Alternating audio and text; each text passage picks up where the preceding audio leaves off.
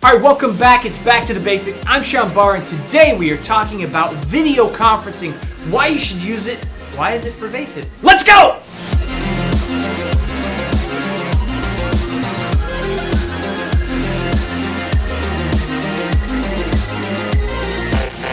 All right, we're back and doing something a little bit different on this Back to the Basics. We're talking about why video in conference rooms. Why do people even do it? Well, let's start with the goal of video.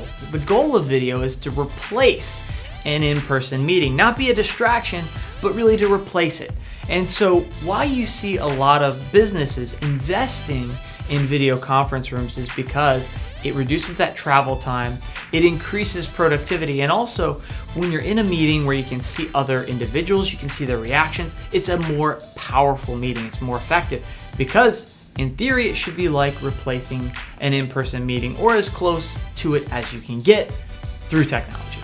Why has it become more popular recently, or why are we seeing so much more around video now than previously? Well, there's three drivers: bandwidth, ease of use, and pricing. So those three things have kind of hit an inflection point where bandwidth is cheap now and you can get a lot of it.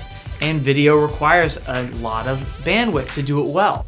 And it's easy to use. So that means that a CEO, an executive, non-technical people can walk into a room, press a button, and be on video with another organization or somebody else inside their company. The last thing is pricing. The video endpoints nowadays have come down so much in price that they're affordable by almost any business. Whether you're going to be building out infrastructure on premise or you're going to the cloud, there's a lot of options to stretch the pricing out so that maybe you pay monthly for a subscription and the endpoint cost is pretty insignificant.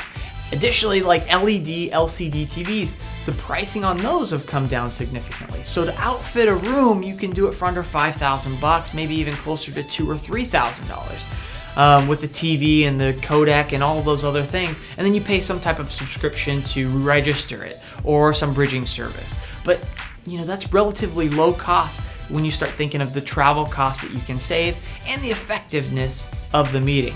So what do we see today? We see a lot more video in rooms, in smaller spaces. In the past we'd see one big room that had all this automation system and big screens, and it was only used once, maybe every 2 months or once every month when they had an all-hands meeting. But now we're seeing video reaching the smaller areas of the office. So maybe even like a personal room will have video, so like a huddle type space, or maybe a 3-person conference room or a 6-person conference room. We're seeing video being more pervasive. And I think it comes back to those three drivers of bandwidth, ease of use, and pricing.